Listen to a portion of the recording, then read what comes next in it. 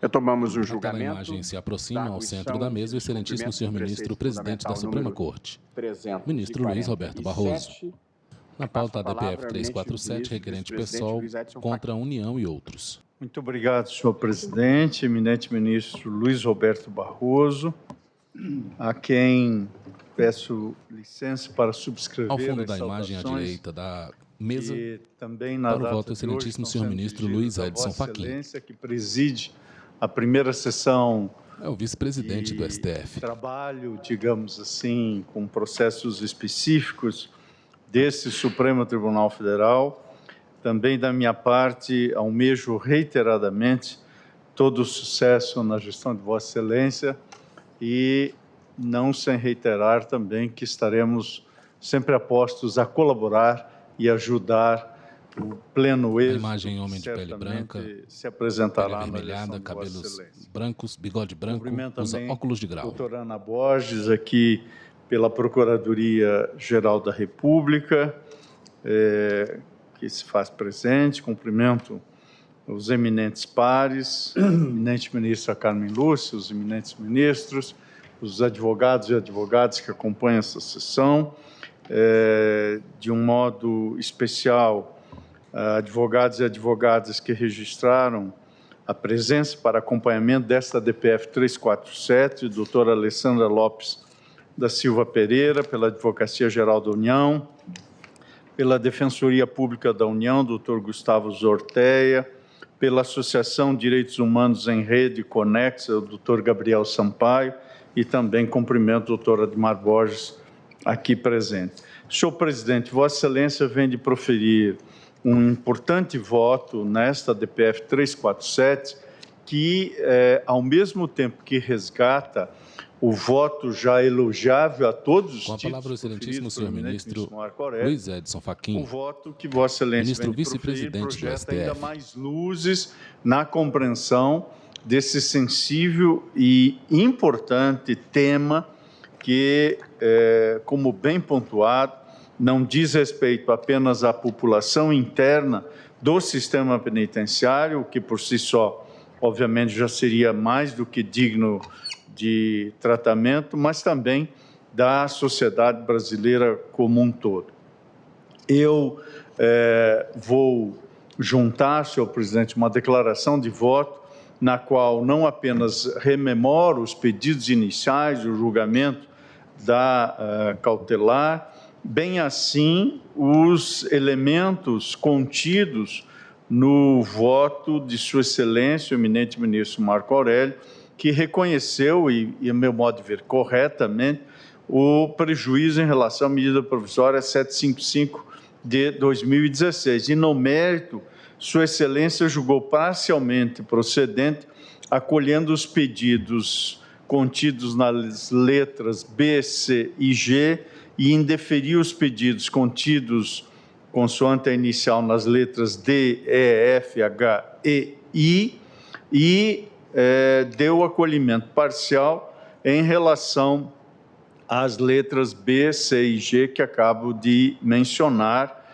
tendo indeferido em relação ao pedido contido na letra C da inicial, o encaminhamento do plano a esse Supremo Tribunal Federal e a previsão de recurso. Rememoro esses aspectos para evidenciar que Vossa Excelência, com o voto que traz à colação hoje, dá um passo mais largo nesta matéria e, por isso, pedindo toda a vênia ao eminente ministro já aposentado, o ministro Marco Aurélio, aqui sempre lembrado, também entendo ser o caso de acolhimento em maior medida dos pedidos deduzidos na inicial. Por isso, senhor presidente, adianto nesse ponto que, quanto ao mérito, estou de acordo com a solução que Vossa Excelência vem de trazer à colação. Peço apenas licença para algumas reflexões, eis que também tenho aqui, sob minha relatoria, processo que trata de omissão estrutural, especialmente a DPF 635. E creio que esta DPF 347, não mais inédita, mas certamente em termos de processo estrutural, creio que inaugurou um novo momento no âmbito desse Supremo Tribunal Federal e creio que também permitiu que começássemos a palmilhar esses caminhos para construir soluções diante desses litígios estruturais, onde ocupa um lugar, obviamente, proeminente a declaração do estado de coisas inconstitucional. Farei essas observações e, em seguida, até homenageando a referência que aqui foi feita de julgamentos anteriores de habeas corpus, quero fazer referência a um habeas corpus especificamente da minha relatoria em relação ao complexo do Curado em Pernambuco. Mas antes de chegar lá, me permito dizer, senhor presidente, que são 3 os apontamentos que pretendo fazer. O primeiro diz respeito à configuração de um estado de coisa inconstitucional, o segundo, à forma de solução de um problema estrutural, e o terceiro, a quem compete a fiscalização e o monitoramento da solução. Começo pela configuração do estado de coisas inconstitucional. Logo após a decisão cautelar que tomamos nesta arguição de descumprimento do preceito fundamental 347, a doutrina apontou alguns problemas em relação à falta de nitidez dos parâmetros normativos desse novo instituto. Por exemplo, e cito autores que merecem nosso respeito, Breno Magalhães apontou que critérios amplos e ambíguos lançariam dúvidas sobre a legitimidade da intervenção do Poder Judiciário. Já processualistas como Edilson Vitorelli e Sérgio Cruz Arenhart, este eminente professor da Faculdade de Direito da Centenária Universidade Federal do Paraná, demonstram ceticismo em relação à capacidade institucional desse tribunal encaminhar ou conseguir encaminhar soluções estruturais. Reconheço o valor dessas críticas e, por isso mesmo, procurei defender nos votos que já proferi na DPF 635 de minha relatoria, que a configuração de um estado de coisa inconstitucional exige 3 elementos fundamentalmente. Primeiro, um quadro de violações sistemáticas de direitos humanos. Segundo, uma omissão estrutural que envolva os 3 poderes ou diversos entes da federação. E terceiro, a necessidade de uma solução complexa que necessariamente compreenda a atuação dos 3 poderes. E realço que esses 3 elementos não consistem apenas num amontoado de tijolos retóricos, eles fazem parte de uma construção argumentativa racional e sólida, eis que, nesta medida, o conceito de violação sistemática foi trazido do direito internacional dos direitos humanos e serve para se imputar responsabilidade ao Estado pelo quadro de violações. Ainda que em boa parte dos casos as violações sejam de alguma forma imputáveis aos Estados, nem sempre o são. Omissão estrutural, por sua vez, não se confunde com falhas estruturais.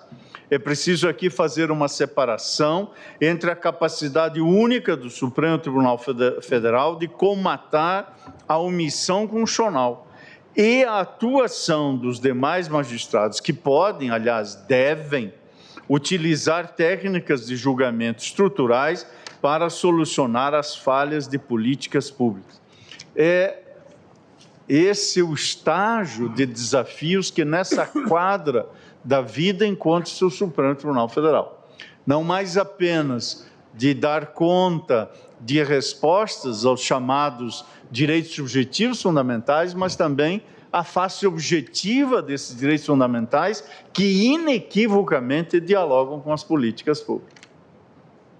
Finalmente, também acentuo aqui, não se deve retirar do Congresso Nacional a primazia que possui para encaminhar soluções normativas, administrativas e orçamentárias, porque a sua intervenção, a intervenção do Parlamento, sempre carrega o potencial de resolver os diferentes conflitos sociais. Por isso, a intervenção desse tribunal deve ser utilizada apenas quando a ausência de nitidez sobre as competências funcionais está presente, quer porque as atribuições dos poderes se confundem, quer porque aquelas dos entes da federação assim o demonstram. Em casos tais, tomando de empréstimo que a literatura constitucional da teoria do processo político construiu, verificamos uma verdadeira e completa disfuncionalidade do processo político, vale dizer, do processo institucional. Isto significa que a primeira forma de se encaminhar as diferenças políticas fica completamente paralisada. A atuação parlamentar desse tipo de injunção se justifica, portanto, pela prevalência dos direitos fundamentais nessa ordem constitucional. Faço essa breve menção a esses três requisitos, assim contextualizados, para subscrever a percepção de que, na presente hipótese, eles estão mais do que suficientemente presentes e demonstrados. O Estado brasileiro vem sistematicamente, por ações e omissões, condenado nos organismos internacionais, vem sendo condenado pela situação absolutamente inadequada de seu sistema carcerário. Apenas para ficar no caso mais célebre, a Corte Interamericana de Direitos Humanos concedeu medidas provisórias no caso assunto do complexo penitenciário de Curado, reconhecendo como preocupante a situação dos direitos de todas as pessoas presas naquela unidade prisional. Os casos na comissão são também numerosos e retratam o cenário verdadeiramente dantesco de presídios como de Urso Branco em Rondônia.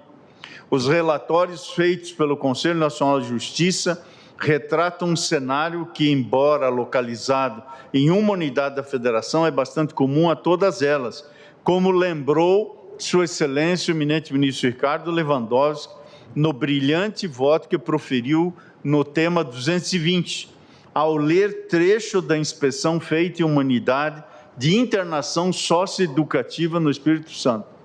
Como esse relato fala por si só, permito reproduzir aqui o que Sua Excelência, o ministro Ricardo Lewandowski, naquela ocasião, trouxe a este plenário. Abro aspas. É grave a situação das instituições socioeducacionais sem qualquer separação de idade e complexão física.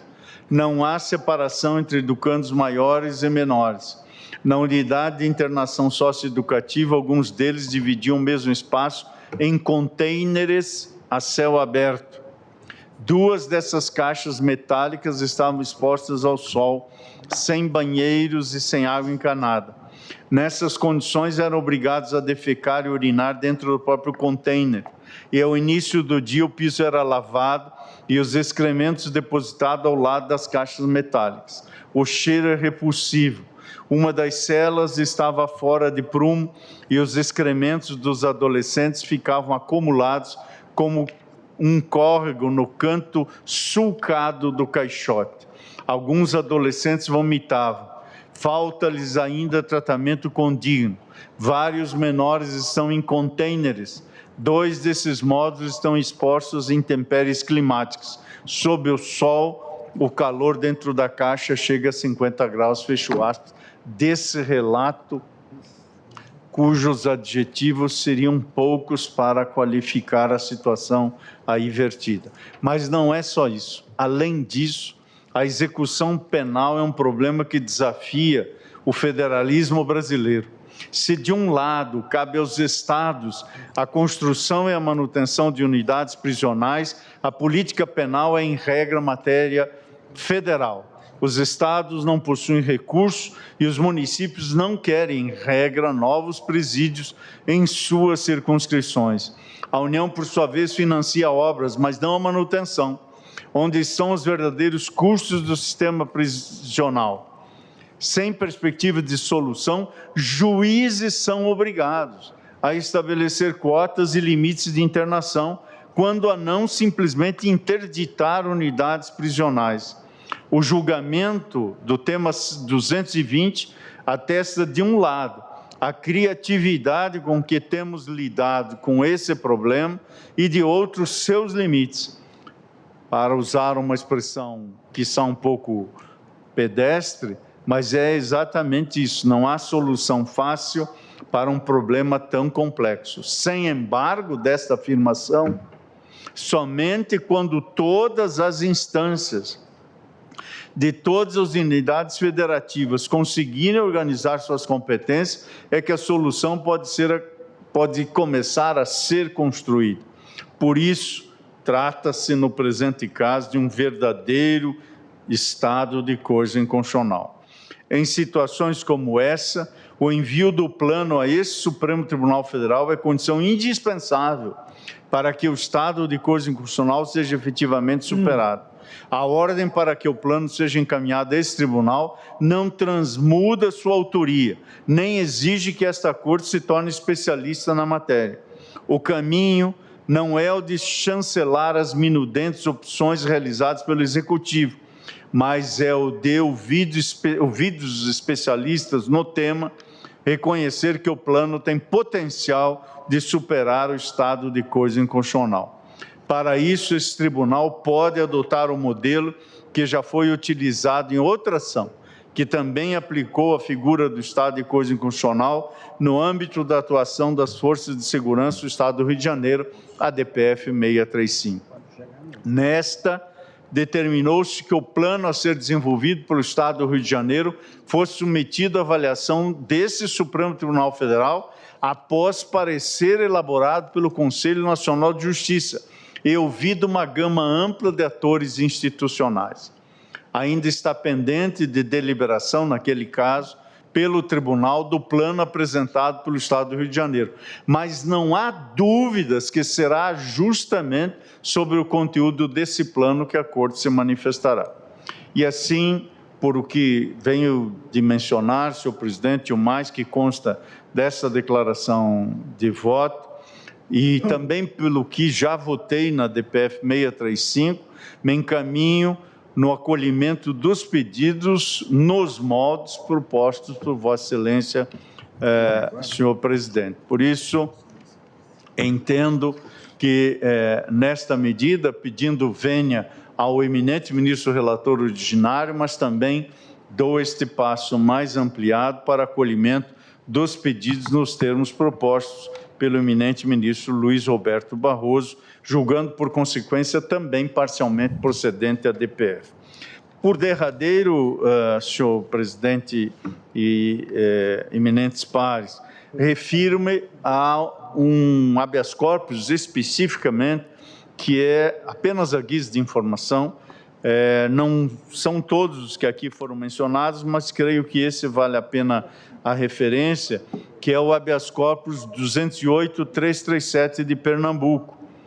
Aqui foi um pedido formulado pela Defensoria Pública do Estado de Pernambuco de extensão dos efeitos de medida liminar que esse relator houvera concedido a todas as pessoas presas ou que estiverem presas no complexo penitenciário do Curado, para que seja reconhecido o direito à aplicação do cômputo em dobro da pena antijurídica cumprida nas unidades prisionais integrantes do complexo, reafirmando a obrigatoriedade e vinculação da resolução da Corte Interamericana de Direitos Humanos, observada a necessidade de avaliação criminológica prévia aos casos pertinentes. Nesse habeas corpus, na linha do que vem de ser dito antes do nosso intervalo pelo eminente ministro Cristiano Zanin, também rememorei que esse tribunal, quando julgou a cautelar na DPF 635, reconheceu que as decisões da Corte Interamericana de Direitos Humanos são obrigatórias e vinculantes para o Estado brasileiro, em razão dos artigos 62.1 e 68.1 do Pacto de São José da Costa Rica, ratificado em 25 de setembro de 1992 e promulgado pelo Decreto 678, também daquele ano, além do Decreto 4463, de 8 de novembro de 2002. Apenas para rememorar, a Corte Interamericana determinou no seu item 4, que o Estado brasileiro, deve tomar todas as medidas necessárias para que, em atenção ao disposto na súmula vinculante número 56 do Supremo Tribunal Federal, a partir da notificação da presente resolução, não ingressem novos presos no complexo de Curado. Aí a preocupação que veio no voto do eminente ministro Luiz Roberto Barroso quanto à questão atinente ao ingresso. E nem se efetuem translados dos que estejam ali alojados para outros estabelecimentos penais por disposição administrativa. E aí prossegue, trazendo regras, inclusive, a respeito do cômputo duplo, ou seja, em relação aos dias que tenha permanecido privado de liberdade naquele complexo. Ainda ali se estabeleceu, já no item 5º daquela deliberação, que o Estado deve adotar as medidas necessárias para o mesmo cômputo ser aplicado para aqueles que tenham deixado o complexo de Curado em tudo o que se refere ao cálculo do tempo que nele tenham permanecido. E aí prossegue essas diversas circunstâncias que, neste habeas corpus decidido em 19 de dezembro de 2022, nos levou a conceder a contagem em dobro do período que estiveram no complexo do Curado, caso não tenham sido acusados, isso é importante, caso não tenham sido acusadas ou condenadas por crimes contra a vida, contra a integridade física ou sexuais, ainda que se trate de delito hediondo ou equiparado. E, portanto, há aqui uma ressalva relevante que neste habeas corpus também foi feita. Eu trago apenas esta menção à colação, sem descurar dos outros temas relevantes, que diz respeito também ao reconhecimento do valor constitutivo da ressocialização da leitura e do acesso necessário e imprescindível a que isso se efetive. Com essas palavras, senhor presidente, mais uma vez cumprimentando Vossa Excelência, que na estreia da presidência traz à tona, por escolha justa e acertada, um tema de amplo interesse e a exigir desse tribunal um olhar diferenciado. Acompanho Vossa Excelência. Ministro Fachin, permite? Pois não, ministro Alexandre. Só, claro, duas observações, presidente. Anteriores, eu não quis atrapalhar a conclusão do voto do eminente ministro Fachin. Presidente, talvez fosse interessante também nós colocarmos como sugestão a análise do plano pela União a questão que o eminente ministro Fachin tocou do custeio. E digo isso porque, quando fui ministro da Justiça, o Supremo Tribunal Federal tinha acabado, e várias vezes conversei com a ministra Carmen Lúcia, que era a presidente do Supremo Tribunal Federal, o Supremo Tribunal Federal tinha acabado de decidir a cautelar e determinado o descontingenciamento do fundo penitenciário no DEPEN. E nós tínhamos lá 2,4 bilhões. A partir disso, até para acelerar a tramitação, eu solicitei ao presidente da República que editou uma medida provisória permitindo a transferência fundo a fundo, para acelerarmos a construção de novas unidades. E 11 estados depois devolveram o dinheiro e explicaram por quê. E os governadores vieram e disseram: nós não temos dinheiro para o custeio, nós não temos dinheiro para a contratação de pessoal e para as despesas ordinárias, e o fundo só permite a construção. Então, se nós conseguíssemos, até por indicação do Supremo, uma alteração legislativa que permitisse esse equilíbrio, ao invés de construir, vamos dizer, 500 vagas, construiria 100 vagas, mas garantiriam uma parte do custeio, porque 11 estados devolveram integralmente o dinheiro, exatamente porque não tinham um tostão para o custeio. Então, essa me parece uma questão importante para que, na prática, nós consigamos... Muito. Onde é que o fundo penitenciário, portanto, só pode ser utilizado para a construção predial, Exato. imóvel. Exato.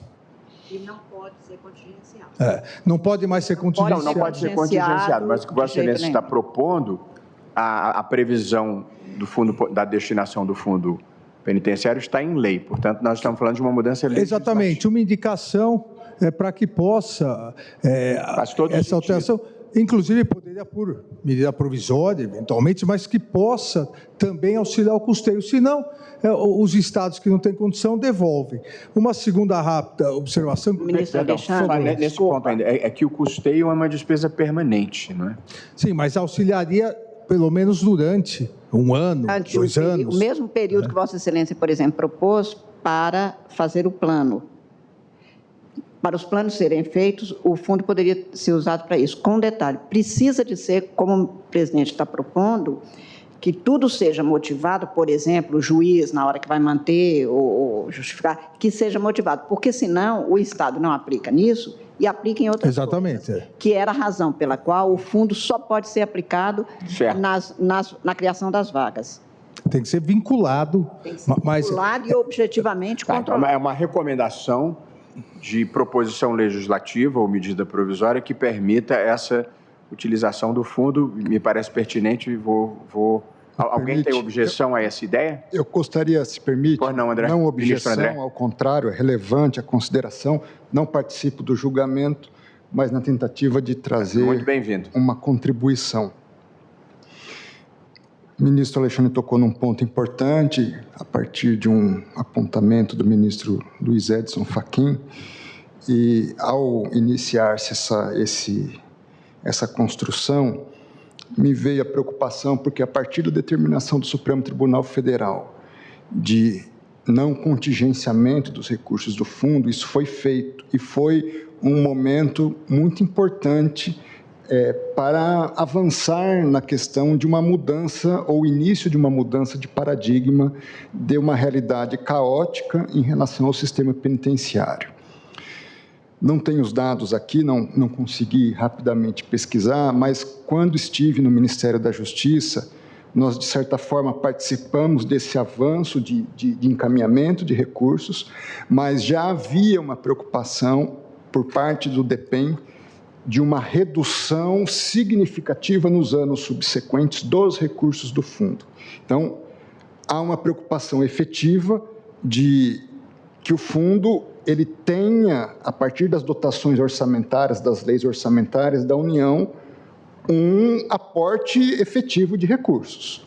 Porque não adianta o Supremo dizer do não contingenciamento se não tem recursos. Se vai acabar o fundo. Se vai acabar o fundo. Então, nós possivelmente estejamos experimentando uma realidade hoje cuja preocupação, se antes era o contingenciamento, hoje passa a ser o abastecimento do fundo. Estou falando aqui sem ter os dados, estou relatando uma preocupação que nós tínhamos naquele momento. E a partir da consideração específica de manutenção dos recursos, eu fui rapidamente aqui na lei, a lei complementar número 79, o artigo 3º, fala, o inciso 1, diz o caput, os recursos do FUNPEN serão aplicados em, inciso 1, construção, reforma, ampliação, aprimoramento. O inciso 3, aliás, o inciso 2, diz manutenção dos serviços e realização de investimentos penitenciários, inclusive em informação. Eu não fiz uma leitura detida nesse momento de todo o dispositivo e não sei também qual tem sido a interpretação dada pela administração pública ao que compreende essa manutenção dos serviços. Se isso inclui simplesmente uma manutenção ordinária de limpeza ou recursos públicos para pagamento de funcionários, para uma melhoria de serviços.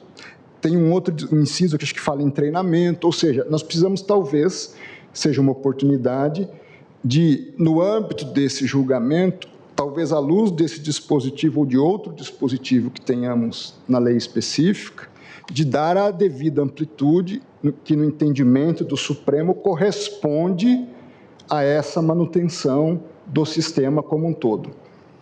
É isso, senhor presidente. Agradeço. Muito obrigado, ministro André. Como voto o ministro Luiz Fux. Só, presidente, eu ia só encerrar a segunda observação que foi levantada pelo ministro Fachin, que é muito importante, isso vale a pena depois conversas com o Congresso também, a questão da execução penal por Estado, a delegação, e eu em 2015, ainda como secretário de Segurança Pública, encaminhei um anteprojeto que foi um projeto de lei complementar, e ainda tramita, ou já foi arquivado, da delegação de pontos específicos, nos termos do parágrafo único do artigo 22, de pontos específicos de execução penal que a União, o Congresso, delegasse para os estados, porque a realidade do estado do Acre não é a mesma do Paraná, que não é a mesma de São Paulo.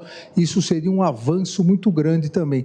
Eventualmente, após a finalização do julgamento e durante a elaboração do plano com a União... A palavra ao excelentíssimo senhor ministro Alexandre de Moraes, ministro do STF. Na pauta da DPF 347, requerente pessoal contra a União e outros. A facilidade local de uma legislação de pontos específicos mais ágil. Obrigado, presidente. Obrigado, ministro Fachin. Obrigado a Vossa Excelência. Como voto o ministro Luiz Fux. Senhor presidente, agrade a Corte, ilustre representante do Ministério Público, gostaria, primeiramente, de saudar a Vossa Excelência por essa sua primeira plenária e dizer a Vossa Excelência que Vossa Excelência ainda não iniciou a sua gestão, mas eu já gostei, de sorte que essa é uma realidade. Queria saudar também a doutora Ana Borges, vice-procuradora-geral da República, e a semelhança da nossa naturalidade. Nós dois somos do Rio de Janeiro e nós dois somos cidadãos amazonenses. Então, é um prazer muito grande tê-la aqui também. Senhor presidente, de início, muito se criticou esse julgamento do Supremo Tribunal Federal no sentido de que não haveria expertise da Suprema Corte para tratar... A palavra ao excelentíssimo senhor ministro Luiz Fux, ministro do STF. Que exigiria a atuação da União dos Estados, das unidades a imagem da homem branco, olhos claros, cabelos grisalhos. Mas a realidade é que muitas vezes cita-se azul, camisa a Suprema branca, Corte Americana, a Corte Alemã, mas, em verdade, pouco se conhece das grandes cortes constitucionais STF julga a ação que pede previdenciais contra a violência de direitos fundamentais de presos em todo o país. Com relação à teoria do estado de coisas inconstitucional, esse é um instrumento genuíno, oriundo da Corte Constitucional da Colômbia, e que lá mesmo houve uma oposição a que o judiciário pudesse se dedicar a essa tarefa por falta de capacidade institucional. E aí eu colho que, tanto na doutrina do estado de coisas inconstitucional como na discussão comparada, os casos estruturais estão marcados, em primeiro lugar, por uma situação de fracasso generalizado das políticas públicas de violação reiterada e massiva de direitos. É o caso da questão presidiária e penitenciária do Rio de Janeiro. Um bloqueio do processo político-constitucional que parece imune aos mecanismos de ajustes convencionais das políticas públicas. Então, a Constituição Federal estabelece que todo preso tem de ser tratado com dignidade e boa-fé, preservando a sua integridade moral e física, nada se faz. Ainda eu colho... Na imagem, o ministro Luiz Fux consulta alguns papéis. Sobre o Estado de Coisas Constitucional, o professor César Rodrigues Garavito e a professora Diana Rodrigues Franco, que, nesse contexto, o estudo mostrou que as cortes podem ser uma instância adequada para desbloquear os processos de políticas públicas dos quais depende a realização de direitos sociais. Segundo, quanto ao procedimento de intervenção judicial nesses casos, a análise revela que os processos de desenvolvimento e implementação de decisões que incluem oportunidades de participação e deliberação pública para todos os atores pertinentes têm o potencial de aprofundar a democracia, e é o que nós estamos fazendo aqui no Supremo, aprofundando a democracia, nos dedicando a um tema tão candente. O que se propõe, na verdade, é um ativismo judicial dialógico, ou seja, o judiciário constata a violação de direitos fundamentais e tem o dever de determinar, aliás, até porque é provocado pela DPF, tem o dever de determinar a correção dessa situação pelos demais órgãos estatais, porém dialogando com o Executivo, Legislativo, a sociedade, para a definição desses meios adequados, bem como controlando esse procedimento. Aliás, os meios adequados, o presidente, eu tenho a impressão que essa modulação tem de ser percúnia mesmo, porque vários colegas trouxeram inúmeras colaborações sobre como deve se regular essa política pública. Então, cabe efetivamente a nós essa função. E eu me recordo, senhor presidente, nós lá na própria UERJ discutíamos a eficácia das normas constitucionais, que elas eram programáticas, que o judiciário não poderia impor políticas públicas. E a imposição de políticas públicas começou exatamente naquele caso Grootboom, da África do Sul. E, então, é impressionante como a Colômbia está avançada nesse particular. Então, vejam os exemplos do Tribunal da Colômbia em matéria de estado de coisas inconstitucional. Primeiro, na Colômbia, onde surgiu essa teoria, foi aplicada nos seguintes casos. Primeiro, falta de filiação de professores a fundo de pensão específico. Inobservância do direito de petição por instituição pública de previdência social. Condições desumanas de encarceramento de presos, que é o nosso caso. Não convocação de concurso público para atividade notarial. Falta de pagamento de vencimento de servidores do município. Falta de proteção aos defensores de direitos humanos do país. E falta de atenção integral à população sem teto. Quer dizer, isto foi determinado pelo Judiciário, a realização dessas medidas que compõem as políticas públicas diante desse estado de nação do poder público que gera o estado de coisas inconstitucionais. Então, senhor presidente, como eu entendo que essa proposição há de ser percúria, que cada colega trouxe aqui uma colaboração, eu queria, em primeiro lugar, efetivamente corroborar dessa necessidade de criação de várias execuções. Eu vivi esse problema no Rio de Janeiro, uma vara de execuções para cuidar de tudo. Em segundo lugar, a proposição de Sua Excelência, a ministra Carmen Lúcia, com relação às alas, em razão de gênero, em razão da natureza do delito, para misturar pequenos furtos com tráfico de drogas, com homicidas. E aqui também, senhor presidente, eu peço todas as vênias, mas a compensação punitiva que foi, digamos assim, imposta pela Corte Interamericana nesse complexo penitenciário de Curado, vale para aquele lugar. Mas, na verdade, a compensação punitiva por privação de liberdade em situação mais gravosa, reduzindo o tempo da pena, e a gestão da lotação prisional com antecipação de saída, na verdade, no meu modo de ver, com a devida vênia, cria uma singular abolício crimes. Acho que isso, efetivamente, no meu modo de ver, não é uma boa política criminal diante de tantas virtudes que tem essa nossa solução em relação ao estado de coisa constitucional. De sorte que eu acompanho Vossa Excelência com esses adminículos aqui, em que nós vamos juntar as posições que foram trazidas pelos eminentes pares. Voto com Vossa Excelência, evidentemente, procedência parcial, mas com a introdução de todas essas modulações percúria que foram trazidas aqui. Muito obrigado, ministro Luiz Fux. E veja, esses pontos, eles são obter dicta para cogitação na elaboração do plano que voltará a esse plenário para homologação, de modo que, possivelmente, essa questão vai ser revisitada se vier a ser incluída no plano. A imagem fechada, vista de duas mulheres e um homem ao centro. Aliás, presidente, ao centro da imagem, o excelentíssimo senhor ministro Luiz Roberto Barroso, presidente do STF. Só porque eu me lembrei agora, já passei por lá, eu recomendaria que... Com a palavra o ministro Luiz Fux, ministro do STF. Isso passasse pelo plenário do CNJ, e não por um órgão só. Acho que é importante passar pelo plenário do CNJ. Vossa Excelência depois vai aferir que isso é importante. Muito obrigado.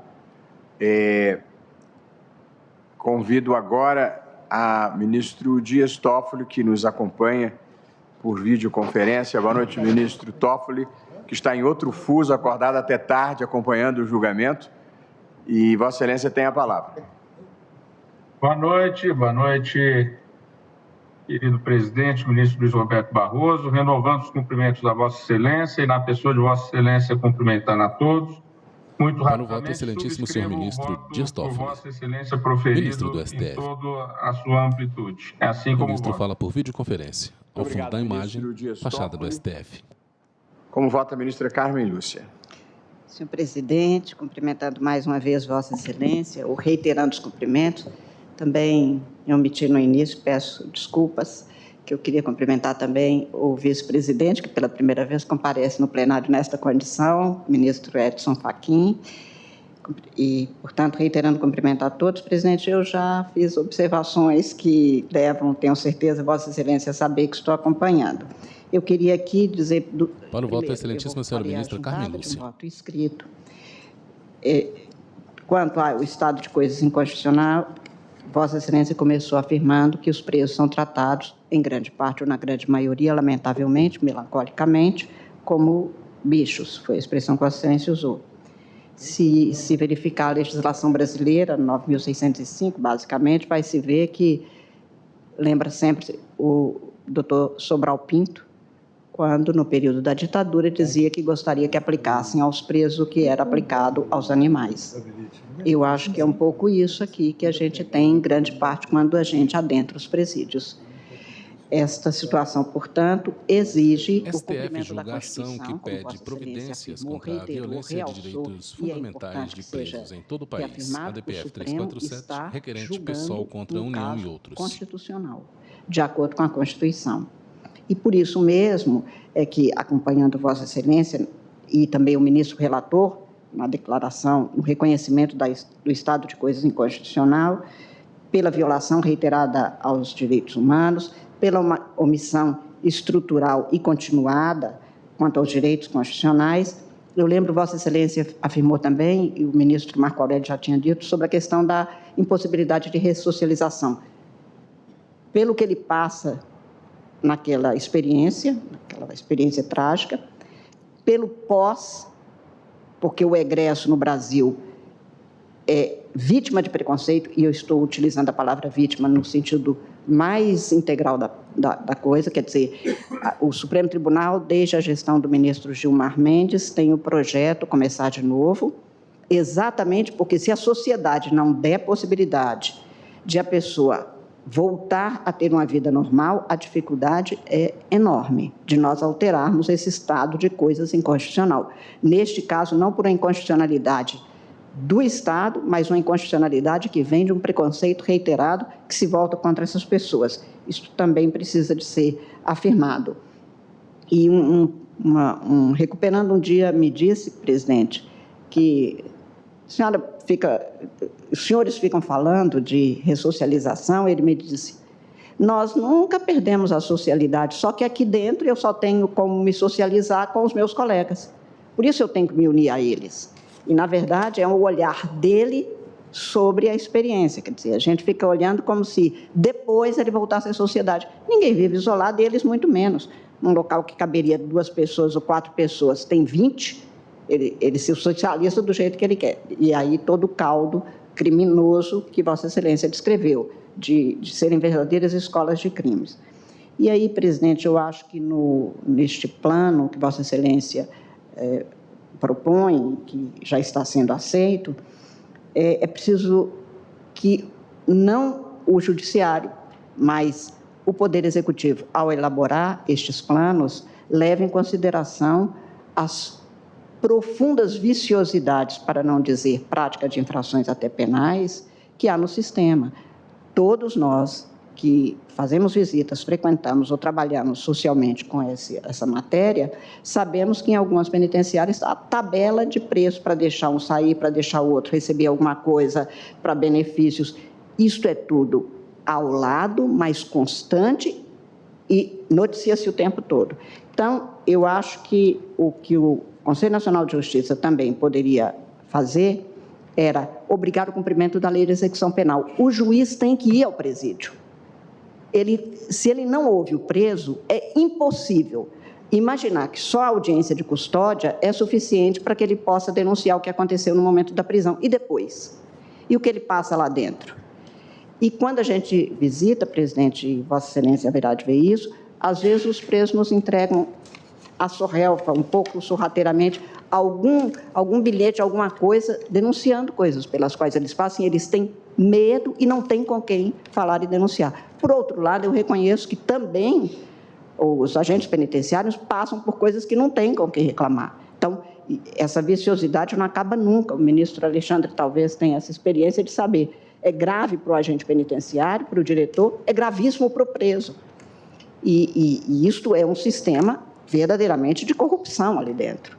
Nós sabemos por que uns têm um privilégio, inclusive no banho de sol, e o outro não. Por que recebe alguma coisa, por que recebe a visita.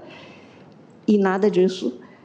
E eu fiquei pasma, presidente. Olha que, atualmente, para alguém me deixar pasma, não é fácil. Porque o que a gente tem visto neste mundo, algumas prisões, Vossa Excelência talvez já tenha tido notícia, fazem a identificação para separar os presos por facção criminosa a que eles pertencem. E há um projeto de lei, não sei se ainda está em curso, estou aqui, mas posso passar para Vossa Excelência, que essa lei dispõe sobre a proibição de classificação e separação dos condenados e internados nos estabelecimentos prisionais do país em desconformidades aos critérios legais atualmente previstos na Lei 7.210. O artigo 84 da Lei de Execução Penal passa a vigorar acrescido o seguinte parágrafo. Parágrafo 5º, é expressamente vedada a classificação e separação de presos provisórios ou condenados, considerando o seu enquadramento em quadrilhas, facções ou qualquer outro grupo criminoso identificado, devendo ser observados rigorosamente os requisitos dispostos nos artigos tais do presente artigo. A Constituição diz que a separação ou que a identificação dos estabelecimentos se faz por delito, natureza do delito, idade, sexo, estão sendo feitos, segundo, e já até me disseram, isto se dá porque se a pessoa for de uma facção criminosa e ficar na outra ala, deve ser isso mesmo, é isso, ministro Alexandre? Se ele diz que é de uma facção criminosa e vai para uma ala que tem um predomínio, ele vai ser... Isto virou critério, presidente. O critério é a qual facção criminosa. E tem um... O sistema está inteiramente contaminado. Então, só para você ter uma ideia de que é possível fazer esta identificação para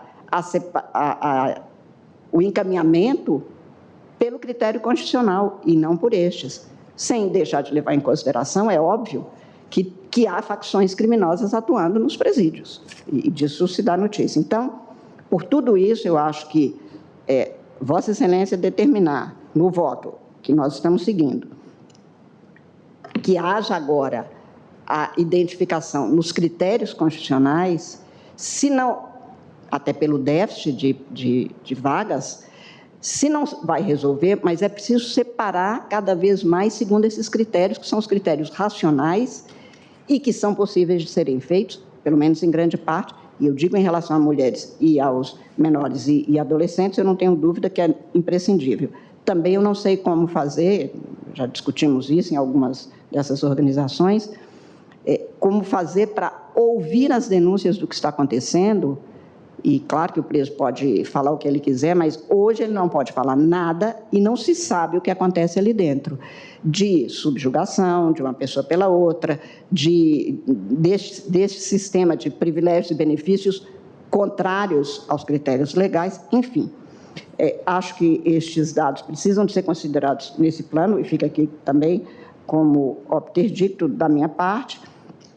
E, finalmente, eu acho que o que hoje se tem, que alguns se colocam entre os provisórios, alguns presos, em matérias que eu nem vejo mais sentido no século XXI estar fazendo.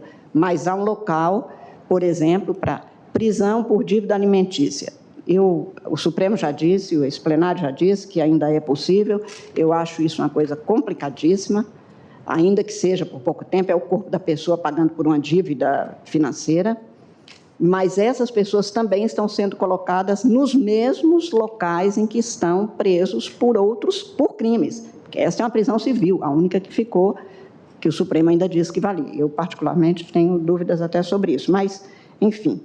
E também é preciso que se atente a isso, porque parentes ou próprios policiais que são presos, que não são colocados, às vezes são colocados juntos. Quer dizer, eu imagino que no plano, ainda que seja considerado, é bom que a gente recomende, pelo menos, que esses dados não deixem de ser anotados e levados em consideração. Mas o que eu acho que o Conselho Nacional de Justiça pode, e talvez Vossa Excelência não precise de jeito nenhum de voto para isso, como presidente, é determinar que os juízes visitem os locais. Quer dizer, um juiz decreta uma prisão, e eu já fui em algumas prisões em que o diretor fala, tem 3 anos que não vem um juiz aqui visitar, sendo que é uma obrigação disso acontecer, e aí realmente nós não temos o quadro real, nós temos um quadro de números e estatístico, algoritmo não substitui o olho humano. Na pauta da DPF 347, requerente PSOL contra a União e outros. Isso é uma obrigação legal, claro que para o nós voto, a excelentíssima senhora ministra Carmen que é para o Lúcia, juiz cumprir a ministra lei do mesmo. STF. Mas eu acho que, como presidente do Conselho Nacional de Justiça, Vossa Excelência bem fará em exigir e ter um controle sobre este cumprimento. No próprio Departamento Penitenciário, no DEPEN, há a possibilidade desse controle ser feito através do que os tribunais podem apresentar para o Conselho. Mais senhor presidente, como eu disse, eu estou acompanhando o voto de Vossa Excelência e, mais uma vez, cumprimentando não apenas pela estreia na primeira sessão do plenário de trabalho, a Vossa Excelência, ao ministro Fachin, que também, tenho certeza, ajudará neste desempenho tão importante, e por ter trazido um tema tão necessário, tão central para a segurança de todos, incluídos aí os que erraram e que precisam de ser recuperados. O mote, presidente, da APAC é nenhum ser humano, nenhum erro é maior do que o ser humano. A prisão é para que o erro seja devidamente pago naquilo que é débito para a sociedade, mas que não seja a destruição do ser humano. Acho que o que Vossa Excelência traz é exatamente esta ideia. Muito obrigada. Muito obrigado, ministra Carmen Lúcia.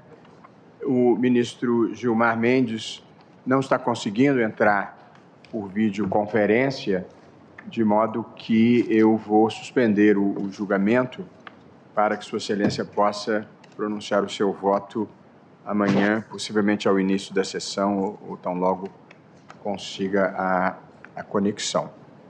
Eu cumprimento aqui uma vez mais os advogados que estiveram na tribuna, a doutora Alessandra Lopes da Silva Pereira, doutor Gustavo Zorteia, doutor Gabriel de Carvalho Sampaio, doutor Ademar Borges, que também atuou no caso, e, na verdade, proclamo o resultado parcial, em que o pedido foi julgado parcialmente procedente nos termos do voto do relator. E amanhã leio com mais ao centro da tela e também ao centro da mesa, em formato da letra U invertida, excelentíssimo senhor ministro, presidente da Suprema Corte. A tese, eu vou ler a tese apenas para ficar remarcada.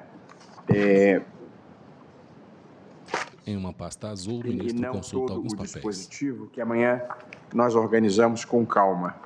A boa parte das sugestões que foram feitas e que vão ser incorporadas ao voto, na verdade, não afetam o dispositivo, mas sim o corpo do voto, porque se relaciona a recomendações para consideração de inclusão no plano. Portanto, não tem uma natureza vinculante. Presidente, talvez no voto só a questão das varas de execução penal, porque isso não seria uma recomendação para lá, já seria aqui a ampliação do número de varas de execução penal proporcional às varas criminais, porque aí já seria no dispositivo do voto.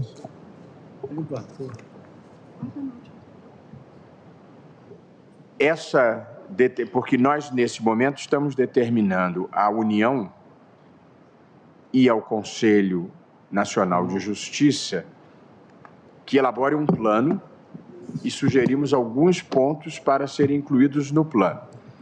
Então, Vossa Excelência, e a ordem de criação de varas de execução seria dada, se for uma ordem, seria dada aos tribunais.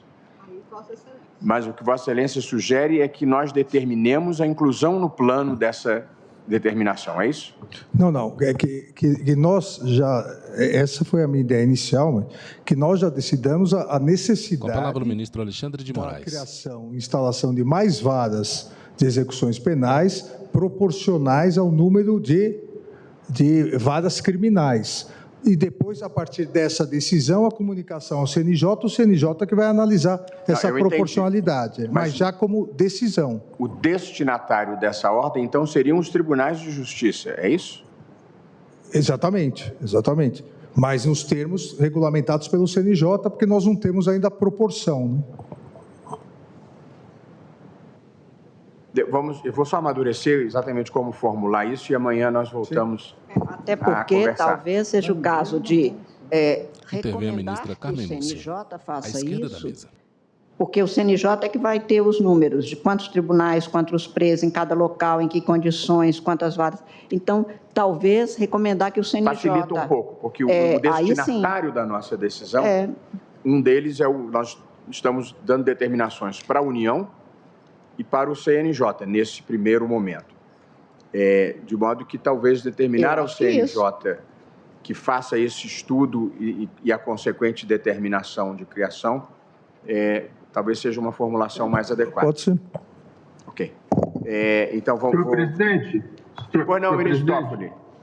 Por videoconferência, pede a palavra o ministro Dias Toffoli. No horário que inicia a sessão do Supremo Tribunal Federal, Dias Toffoli, ministro do STF. A abertura do congresso que eu participo aqui na Universidade Complutense, junto com a Corte Constitucional Espanhola. Então, desde logo eu registro que eu estou de acordo com a tese e com o acordo que vier a ser proferido nas adaptações do que for apresentado hoje, desde logo.